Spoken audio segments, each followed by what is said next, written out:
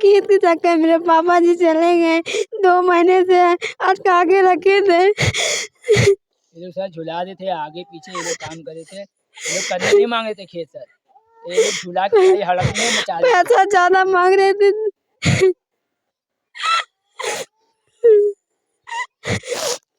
खाना पी करके सोए और जो दोनों को और लोग चालाकी से गाटे संख्या चेंज कर दिए थे 14 बिस्सा। 14 बिस्सा जो चेक थे ना, वो चालाकी से लोग चेंज करके ये गाटा संख्या नंबर में चेंज कर दिए थे। 14 बिस्सा चेक पूरा लंबा था। और क्या सर, मेरे पापा जी से हम 2-4 दिन पूछ रहे थे, पापा क्या हुआ खेत? फांसी लगाने से पहले उस दिन आपसे कुछ बोले थे? हमसे कोई बात नहीं किए थे, खाली हम ये पूछे कि खेत के मामले में कोई बात हुआ कि नहीं, तो बोले पर नमस्कार, अभी हम जनपद आजमगढ़ अरौला थाना के अंतर्गत एक गांव में हूं। यहां पर साहब बता दूं कि 2 दिन बीत रहा है, फांसी लगाकर एक युवक ने अपना जान देते हैं। और रही सवाल ये कि देवरिया घटना आप लोगों ने देखा होगा, वहां राजस्व विभाग की लापरवाही से ब्राह्मण और यादव की जान चली गई थी और लगातार खबर चल रही थी। कई चैनलों पर लगातार 1.5 महीने 2 महीने तक खबर चली। इसके बाद वहां पर प्रशासन भी तेजी से काम की।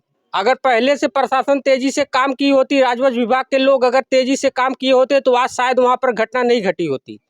और मेरा जहां तक कहना है कि वैसे यहाँ पर भी सेम मामला है।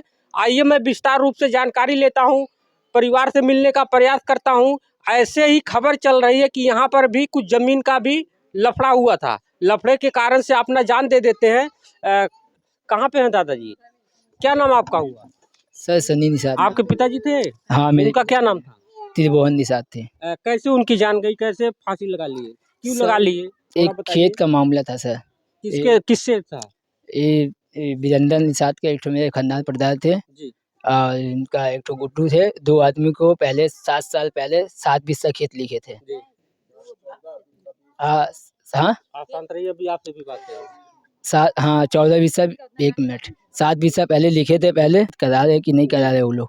तो वो लोग बोल रहे क्या कि आजकल करेंगे। तो ये लोग खाली झुला देते, 3-5 पढ़ा देते सर मेरे पापा को। और मेरे प्रशासन के पास आप लोग कभी गए थाने पे? थाने पे नहीं गए थे सर, 1 मिनट, थाने पे नहीं गए थे, थाने पे नहीं गए थे। पहले गए थे कि थाने पे नहीं गए थे। ये लोग बोले थे हम करेंगे, इसीलिए नहीं गए थे हम लोग थाने पे। हमने सोचे कि जब इतने में हो जाए तो थाने क्यों जाएंगे, अपने आप आपस मामला है, इसीलिए नहीं गए। पर्दार मामला था, इसीलिए हम नहीं गए थे। तो वो लोग क्या बोले थे कि आजकल करेंगे। तो मेरे पापा को फिर एक दिन बुलाए थे, ये लोग बुला के फिर पूछ-पाछ किए थे। तो वो लोग बोले क्या, फिर हम कुछ नहीं करेंगे, जो करना है तुमको तुम करो। तब मेरे पापा जी आए, तब वो बैठे थे, हम उनसे पूछे पापा क्या बोले आपको? तो वो कुछ बोले नहीं। तब हमने बोले उनसे कि हम जा रहे लकड़ी काटने। तो लकड़ी काटने हम लोग तीनों आदमी चल गए, वो अकेले घर पे थे। वो उस कारण से वो सोच के वो बात में उनको उल्टा-फुल्टा बोले थे वो लोग, इसीलिए वो फांसी लगा लिए। और शोषण भी किए थे। कितने भाई हैं आप? हम अकेले हैं सर। बहन? बहन मेरे 2 हैं। उनकी उम्र कितनी रही होगी? एक के होंगे तो अरे आपके पिताजी का उम्र कितना रहा? मेरे पिताजी का 45 था। और आप अकेले भाई में हैं? हम अकेले हैं। बहन कितने हैं? 2। शादी हो गई बहन का? एक का हो गई, एक के नहीं हुई।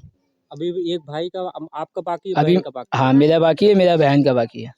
आप भी बहन है? हाँ, मेरा अच्छा, ये भाई है। बताइए, फांसी लगाने से पहले आप परिवार में आपके पिताजी कुछ बोले थे? नहीं, हमसे नहीं बोले थे, कुछ नहीं बोले थे? कुछ नहीं बोले थे। आपका नाम क्या हुआ? हमारा नाम संजना है। अच्छा, खाना पीना खाकर रात में सोए हुए थे? खाना पीना रात में सोए थे, फिर सुबह हम खाना दिए थे। हम लकड़ी काटने नहीं जा रहे थे, हमको भेजे जबरदस्ती। कि रात में फांसी लगा लिए, सुबह में आप लोगों को पता शाम को खाना दिए थे, सुबह फिर उठ के खाना दिए। फिर सुबह दोपहर को हम लोग आए, देखे मेरे चाचा का लड़का बोला कि तुम्हारे पापा जी फांसी लगा लिए। हम लोग नहीं थे। हमको जबरदस्ती भेज दिए थे सर, हमको नहीं पता था। क्या नाम आपका? संजना। पढ़ाई करती, पढ़ाई छोड़ दी? नहीं, पढ़ाई छोड़ दी, इसलिए मेरे पापा पहले से बीमार था, दवाई चल रहा था, इस कारण हम पढ़े नहीं। 10वीं तक पढ़े, हाई स्कूल तक। मेरा भाई छोटा, अभी उसका उम्र कहाँ है कमाने का, अभी तो हुआ था मेरे पापा चलेंगे।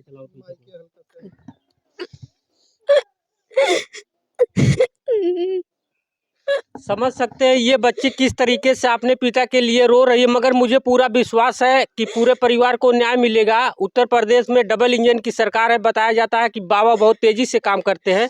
मगर रही सवाल ये कि अगर यहाँ जो मैं बताया था पहले कि देवरिया हत्याकांड का मामला, वही मामला यहाँ पर सेम है। अगर राजस्व विभाग की टीम काम की होती तो शायद आज जो है कि इनको फांसी लगा करके अपना जान नहीं देना पड़ता। और रही सवाल बगल में कि जिसकी जान गई उनकी आप पत्नी है ना, क्या प्रधान बताएंगे और वीरेंद्र बताएंगे, खाली यही बोले कि नहीं किए हैं, बोले कि नहीं करेंगे।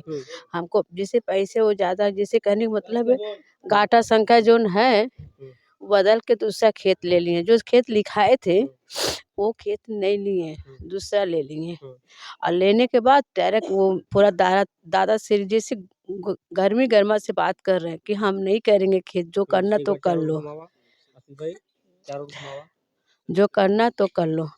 और उसी कारण से वो फांसी लगा ले। किसी को कोई बात नहीं बोले, बताए भी नहीं हो। हमसे जो बात बोले तो हम बता क्या दें। चाहती हैं आप?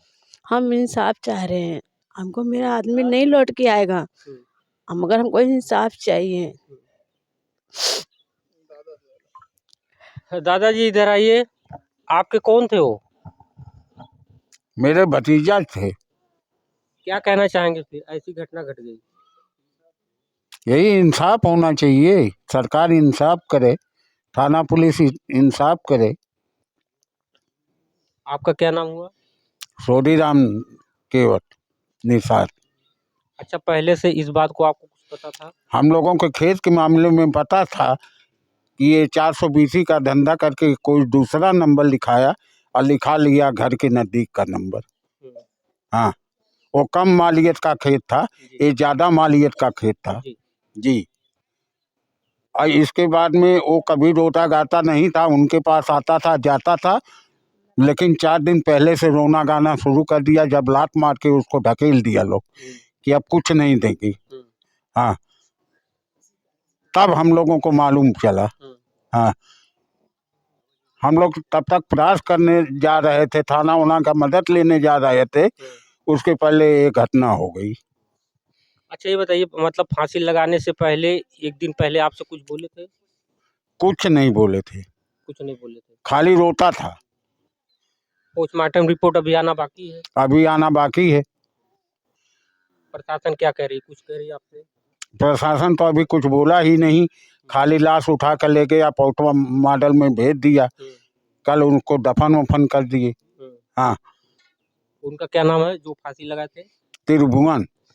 त्रिभुवन जो है कि आप अपने घर पे जो है कि फांसी लगा करके अपना जान को दे देते हैं। रईस वाले की जमीन का कुछ यहाँ पर पूरा मामला था। मैं अभी जो है कि अरौला थाना के अंतर्गत आजमगढ़ में था। मीडिया रिपोर्ट के साथ मैं मनोराम मौर्य, जय हिंद।